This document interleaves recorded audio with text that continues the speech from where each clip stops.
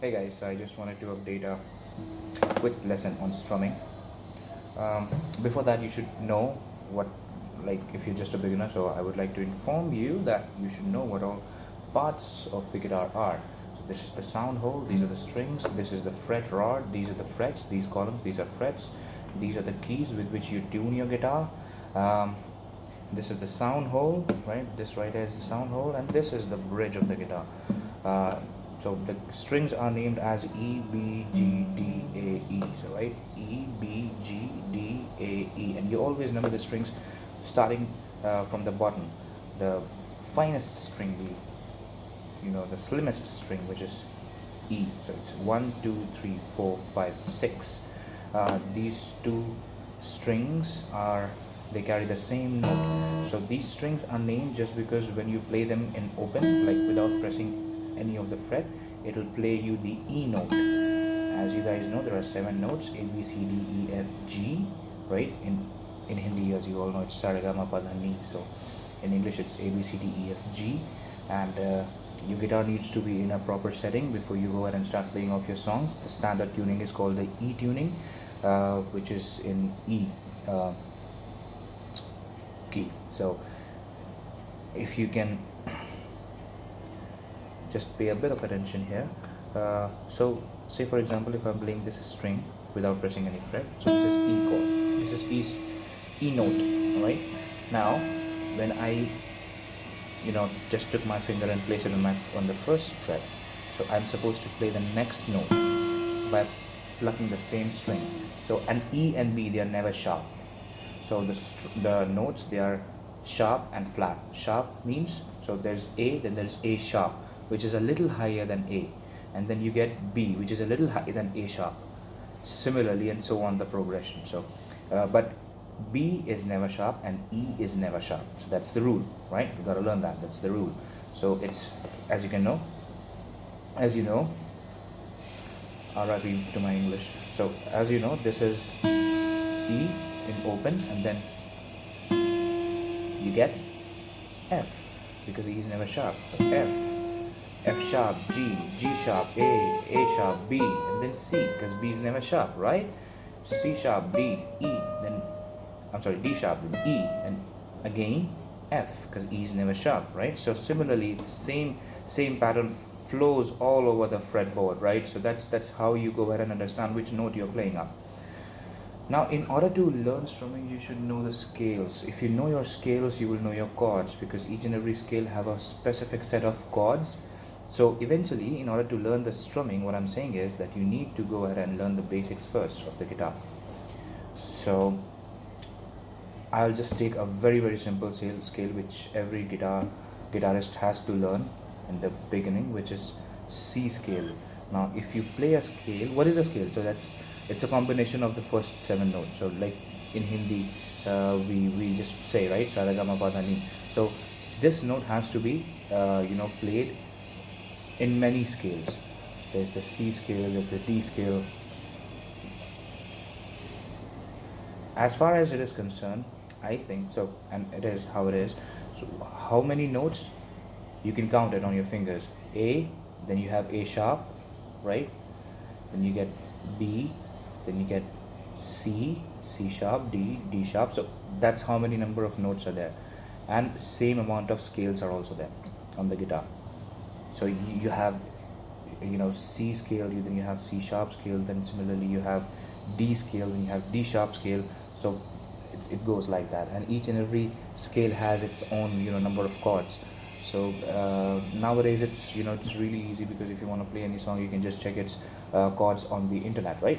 You can get the notes. So you just need to learn what all chords are, and you can even do that just by googling it up, because they show the chords diagram and everything. So that's how you know which chord it is. And you just, if you are not willing to go ahead and get yourself into all of the theory, if you just want to play some songs, that's what you can do. But if you want to go ahead and learn the entire guitar, and how how you can go ahead and just catch the chords while listening to the song, if you want to do that, then you'll have to learn the complete theory. You'll have to understand how music works, and if you practice enough, your ears, they'll get an understanding of which chord is being played, on which song and what is the progression of it.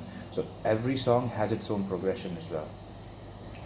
Say for example, there is a progression, very common progression. So this is A minor chord. Okay, this is A minor chord.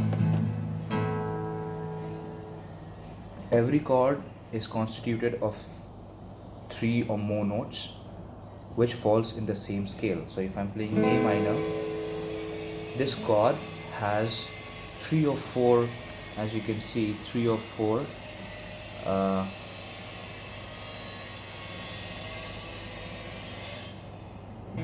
and then the last one,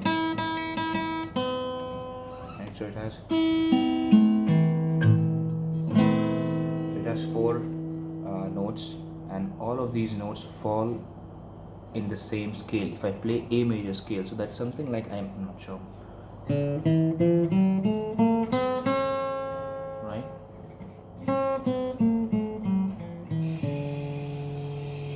Right, so it has all 3 notes fall in the same scale. So that's how so the combination of 3 notes among these notes from the same scale constitutes the chords. And so you can understand how many probabilities can there be of chords, right? A lot. Just type in chord generator and you'll know what I'm talking about on the internet. Okay, so you just need to learn major songs. Mostly all the songs are written or played in the same chord family or in the same chord progression, you can say. So say for example, there's a very very simple song.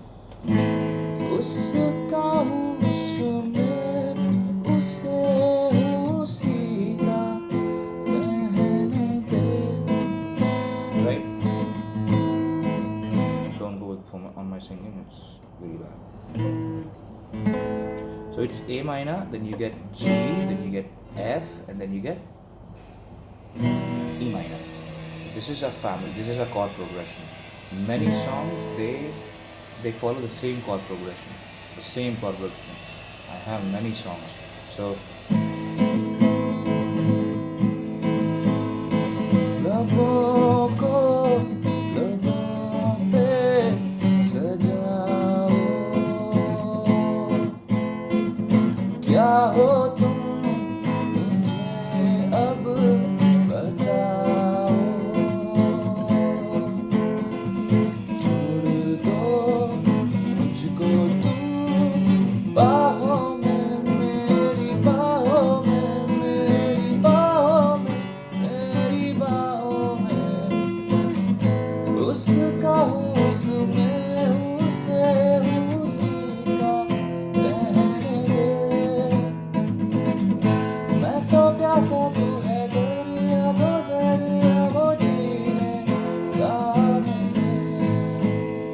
right, and then you have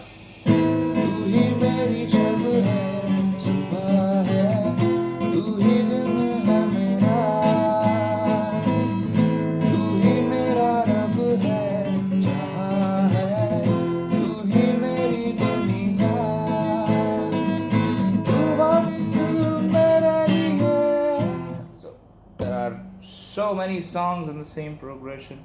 Now you might be thinking that this guy is telling us everything, but he hasn't talked once about strumming, how we are going to learn the strumming, because there's nothing to talk about. In order to, just to understand, just to make you guys understand that for strumming, what is important is that you know how to play chords. So before strumming, you need to learn how to play chords. Before that, you need to learn how to play scale. And before that, you need to learn basic strumming. So if you want to go ahead and be a good strummer, start with the basics. If you're worried about how you will learn the pattern, it's going to come naturally. Trust me when I say that. So when you, it's just the beats. It's the beast. It's not the beast. It's the beats that you need to follow in a particular song. So, and you get the beats, right? When you're sitting just normally and you're listening to a song, you start playing along, you just tap your tables and you kind of play tabla onto it. So it's those beats. You just need to go ahead and strum in the same pattern. You'll get the strumming pattern. It's as simple as that. You don't need to worry about strumming. You need to worry about chords. First of all, you need to be very very crisp with your chords. If you're playing a chord, all the notes should sound clear and sharp. It should not be like, it should be like, it should be that clear. It should not be like this. A few notes are being played, for example. Nah, it's like,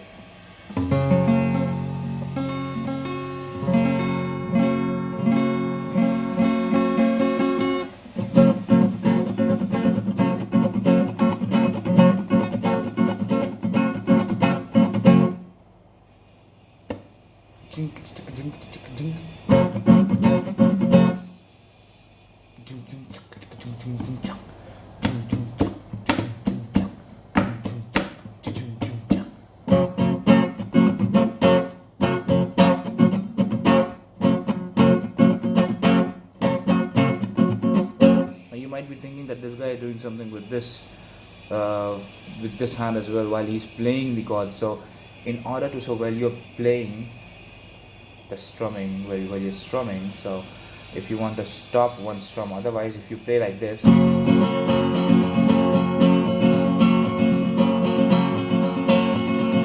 can do that. But if you play like this, you're getting crisp strums, if I am not wrong. You tell me. This is continuation.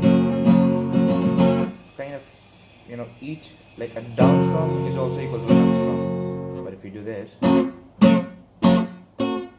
it's a bit distinctive. So that is why I will say, for example, a song Wo Lamhe.